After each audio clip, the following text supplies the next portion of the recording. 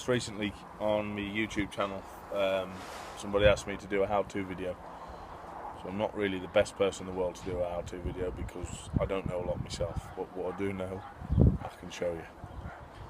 I shoot, on all my videos you'll see me shoot in a TTF frame, which basically means through the fork. So if you've got a catapult there, TTF goes through the fork, like that. Over the top, OTT, your bands go over that way. But some's made up for two, which I'll show you in a minute, but this one's just made for through the fork. Now, Gamekeeper John designed this frame, and he got it cast from Pro Shop Catapults, which used to be Milbro, Pete Hogan. He cast them. It was John Webb's, Gamekeeper John's design. Now in these catapults you can see a little dip in the forks at the top.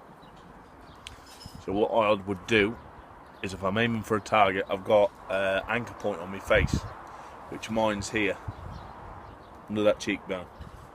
If I put the pouch end, which is this end, to the corner of my face there, and I put that dip in line with whatever target I'm shooting, then the trajectory of the catapult is more or less going to go more or less where I want it to go. It's going to aim that way, rather than the old style which I used to shoot when I first started, which was instinctive, where you just look at something, draw back and let go.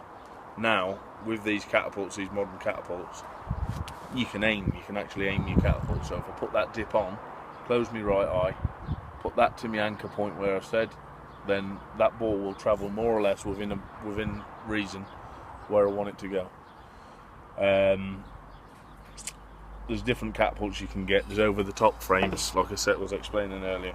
Now this is a unit, it's both. It'll shoot over the top, so you've got your fork where if you put your bands would go over the top that way, so you could shoot over the top. Then you can see the dip in the top of the catapult. But I've got these set up, it's through the fork as well, because that's how I prefer to shoot. So if I pull that back, right eye closed, you can see the band there again. So basically you've just got to find your own anchor point. Your reference point on the catapult, if you're shooting through the fork, is going to be, on this it's the centre of the bands because there's no aiming dip. So I use the centre of the bands. Yeah, with your anchor point, you've got to find it yourself. The best way of doing that, I found, was to put a piece of cardboard up with a target in the middle. And if you're aiming, do what I said, and if your shots are going too high, for instance, and your anchor point, you started with your anchor point where mine is there, so if your shots are going too high, then bring your anchor point up and it brings the shot lower. Don't aim the catapult lower, keep that on the target where you want it to be. Close your eye, keep it on the target, just bring your anchor point up a little bit, just try it. If your shots are going too low, then you bring your anchor point down lower. Different people, everyone's anchor point could be different. You probably get about a percentage that's the same. Yeah, like I said, you'll get a percentage that's anchor point's the same. But if you want to give the catapult job a try, if you're a beginner or you're an experienced shooter but you've never really shot the modern catapults, I'll put some links in the description of the video. You've got Gamekeeper John catapults. He makes a full range of catapults. He's got cast ones, over the top, through the fork, and for a beginner I'd recommend going and have a look on his website and picking one that you like. He does through the fork catapults, everything, multiplex frames, all real good quality.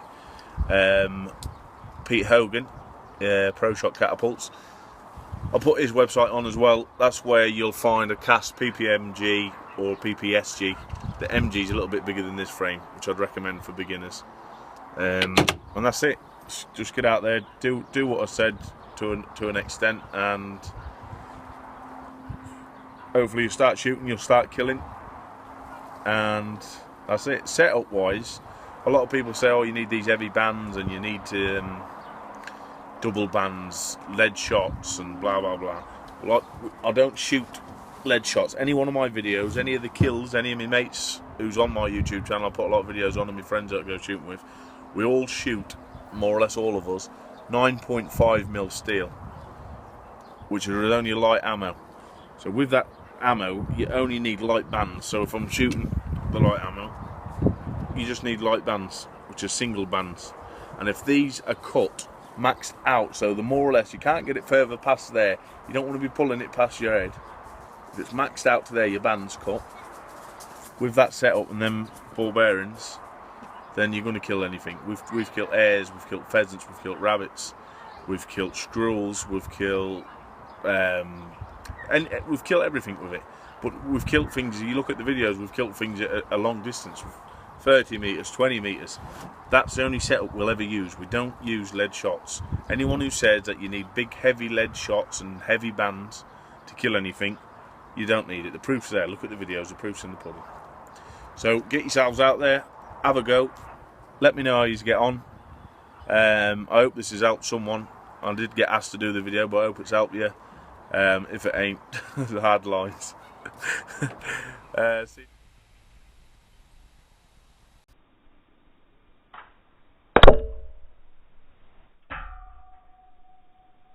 ACA shot of the month, 9.5mm steel, 15 meters with a 9.5.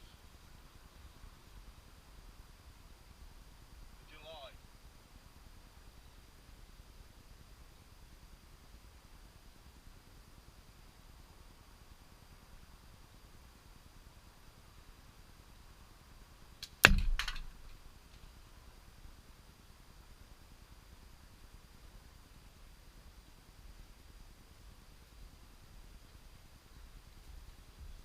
Match fell off as well.